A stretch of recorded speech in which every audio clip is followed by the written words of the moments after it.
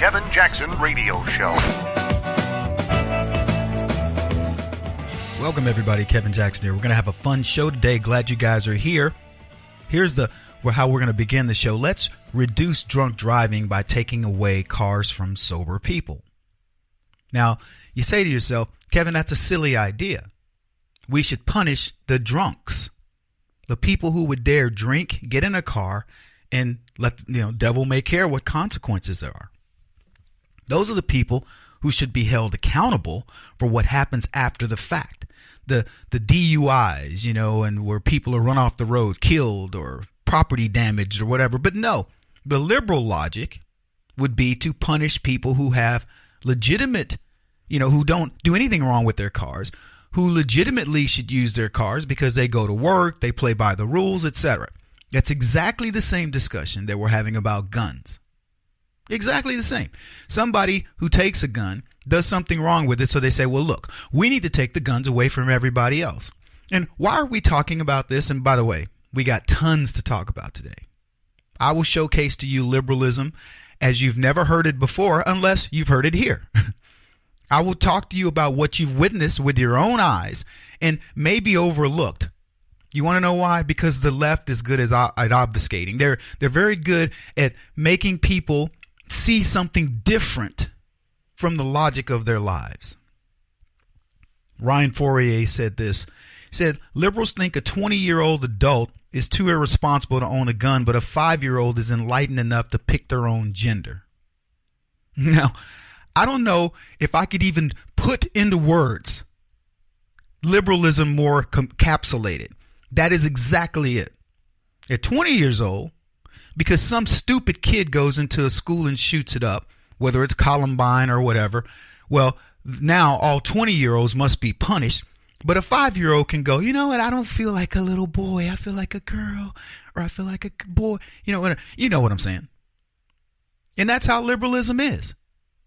It wants you to believe that young kids can make decisions that really should be waited until they're an adult, but adults should now be treated like children. And you wonder how the world gets so screwed up.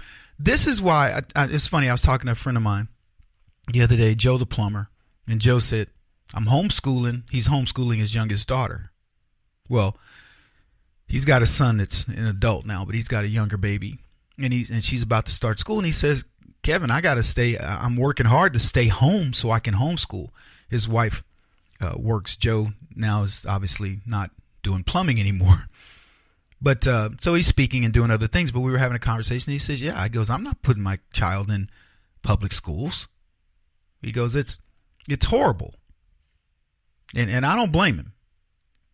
So, but I go back to that, the idea of a 20-year-old, because of what one 20-year-old does, let's just make sure that we understand they're all children. Look, I had a firearm from 10 years old. I had a firearm, right? Had it with me in my car, and as I got older, I acquired more, and I got more firepower. At first, it was a Ruger 22. It's what a lot of people start with. Then my brother had an over and under 410, one shot each. And after the over and under 410, then we ended up getting deer rifles. I think I started out with a 243, and then we had a 30-06, and on. And we had pistols all the time. Anyway, in another response to liberalism, Jacob Wall said this: liberals, they say, if you ban abortions, there will be back alley abortions everywhere, and people will lose their lives because of it.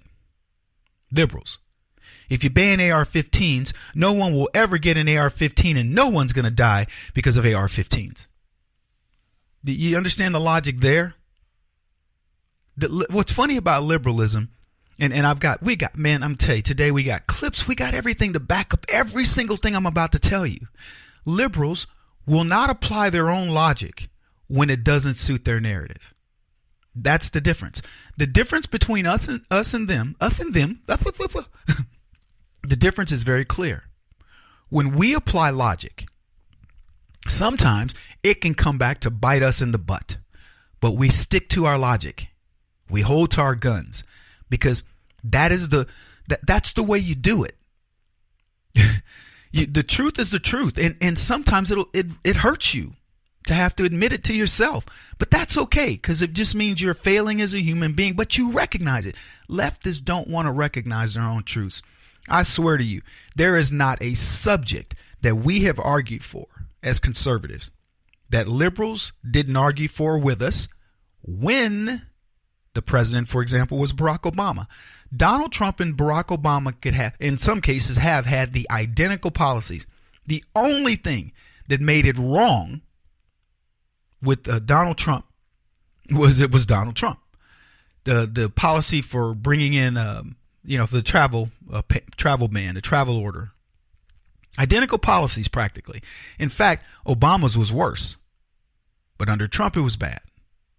Obama, in multiple instances, promised things like, for example, shutting down Gitmo and other things. So I'm just telling you, and I'm not saying that was one that they both agreed on. But I'm telling you, if Obama said it, we need to leave it open, we shut it down. Everybody agreed. When he didn't shut it down, the left agreed. I'm just telling you, you don't have to go very far to look at their policies. I'll use Gitmo as an example. I don't care one way or the other. If the U.S. government feels like it's in our best interest to leave Gitmo open, leave it open. If they think it's best to close it, close it. But once we make a decision about it, then go for it. But Barack Obama couldn't even follow through on something like that. It's just so funny to watch. And the bigger, the most fun, quite frankly, is watching the people squirm as they try to rationalize, because they know they're wrong. In case you're wondering, because people ask me all the time, Kevin, do you think these people are right, or do you think they believe it? And yeah, they believe their ideology as it applies to the narrative. They don't believe it in their core. No, they don't believe it.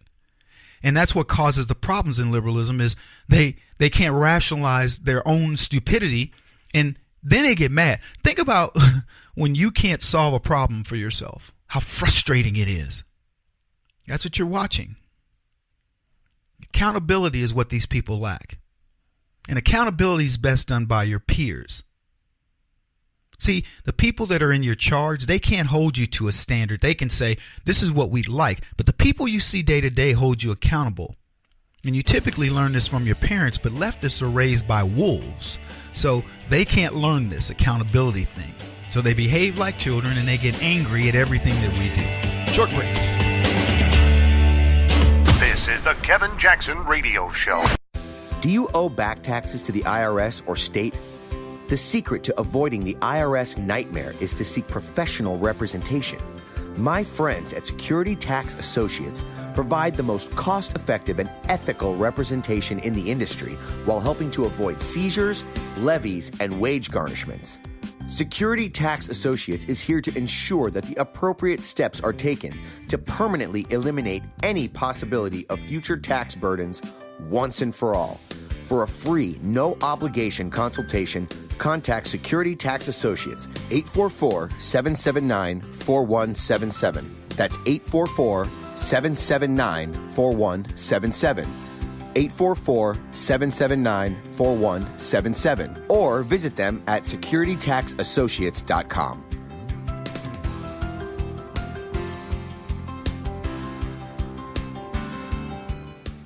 Beth Cook Moranville, author of Closer Than Your Breath, a book of hope. Hope, that wonderful, wonderful four-letter word that you may feel completely out of.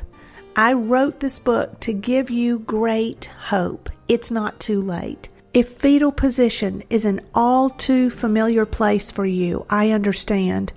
If the next 60 seconds are too long, this book is for you.